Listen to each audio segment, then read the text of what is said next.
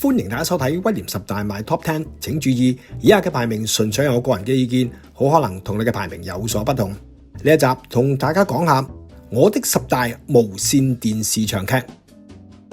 香港電視劇嘅高峰期，即係上個世紀80-90年代，風行台灣、東南亞各地。記得1988年我第一次去泰國玩，見到配上泰語嘅無線電視劇，真係 proud to be 香港人啊！仲有世界各地嘅唐人街，人人排隊去租帶煲電視劇。你話呢個文化產業幫香港揾幾多錢呢？養活幾多香港人啊？你或者會問，點解我啲十大冇近年嘅作品嘅？答案簡單，我已經好耐冇睇 TVB 嘅肥皂劇啦。第10位，流氓皇帝，81年1月公映，由秋官、司琪姐等合演嘅流氓皇帝，故事吸引，平民變皇帝有想像力啊！所以幾十年後無線要整翻到 remake 㗎。仲有首主題曲《做人愛自由》，好聽，當年好 hit 㗎。聽翻呢首歌，我會諗翻起讀大學嗰陣嘅日子咯。第9位，夢斷情天，無線第一套長篇電視劇，地位超然，不能不提啊。68至69年播映，當時我屋企開始有黑白電視機無耐，印象深刻。記得男主角馮淬帆同女主角黃淑儀啊，都係當年由麗的跳槽過無線嘅藝員。嗰陣我仲細，但係記得好多鄰居師奶都有追睇《夢斷情天》㗎。第8位，書劍恩仇錄，回應佳視勁收視嘅《射雕英雄傳》，無線響76年夏天推出咗金庸第一部武俠小說《書劍恩仇錄》，一共100集，超過100位演員主演及參演，盡顯大台本色啊！記得嗰陣我係Form 4升Form 5，準備會考，但係都追咗幾十集㗎。後嚟入大學，我開始睇金庸小說，第一本我就揀咗《書劍》啦。腦海中陳家樂永遠係鄭少秋，等於黃飛鴻永遠係關德興一樣咯。第7位，輪流轉，80年8月嘅大製作，金國亮監製，可惜播咗30集就因為對手 RTV 嘅大地恩情太強啊，需要腰斬。仲有50集拍咗未播㗎，陰公啦！無線好少禁語㗎。我近年響 YouTube 睇翻輪流轉，覺得佢劇力萬鈞，大搞懷舊。我咁中意舊日香港嘅，梗係覺得好睇啦。我 highly recommend 啊！第6位，新紮師兄，揾學警嚟做主題，好嘢，有創意。今日睇翻有年青嘅 fit 佬劉青雲、高魯泉、呂方、好姐關禮傑同埋傑佬梁朝偉啊，仲有啱啱選完港姐嘅張曼玉，好鬼有趣㗎。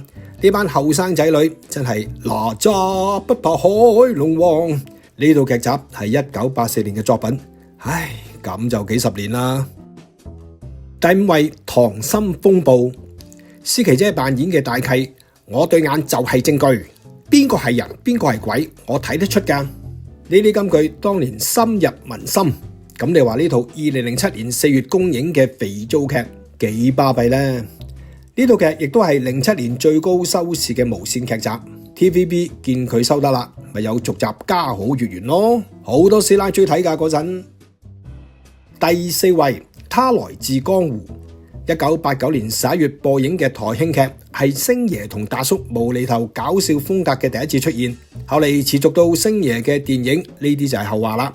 周星馳呢位當時嘅新人，當日響劇中已經係光芒四射，魅力蓋過套劇嘅男一萬梓良同埋歹角黃秋生。呢套劇絕對係 TVB 最經典嘅喜劇電視劇，揀佢排第4，可能好多人反對㗎，可以排更高嘅位置嘅。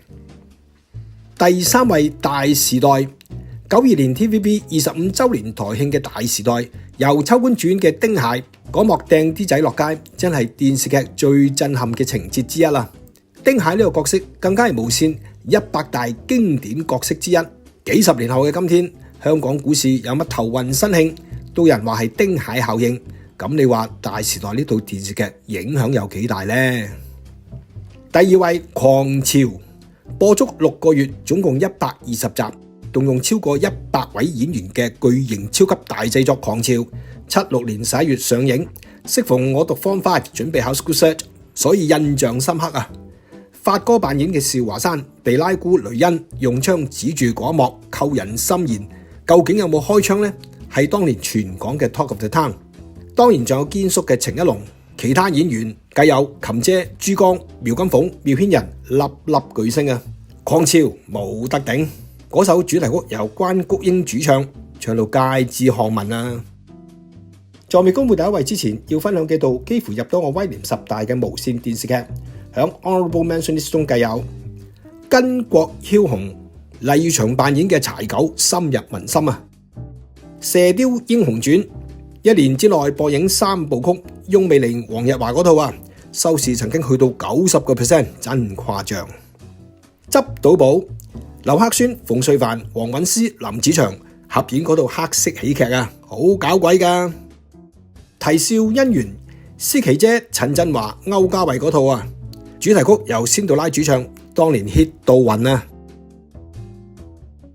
第一位上海灘，1980年3月公映，發仔趙雅芝及呂良偉合演嘅《上海灘》，除咗當年喺香港掀起一股熱潮之外，響中國大陸、台灣、東南亞及各地唐人街都好多人追睇噶。許文強、馮程程、丁力呢啲嘅劇中人成為咗家傳戶曉嘅名字。《上海灘》同83年嘅《射雕英雄傳》被新加坡觀眾選為20世紀100部最經典嘅電視劇之一，認真巴閉啊！唔止啊，主題曲更加係 hit 到爆，幫葉麗儀帶嚟不少名共利啊！揀佢排第一，實至名歸啦。總之睇翻呢啲嘅經典電視劇，既可以重溫好片，亦都可以回憶翻當年追睇呢啲電視劇嘅時候嘅一啲往事啊！多謝你嘅收聽收睇，請 like and share。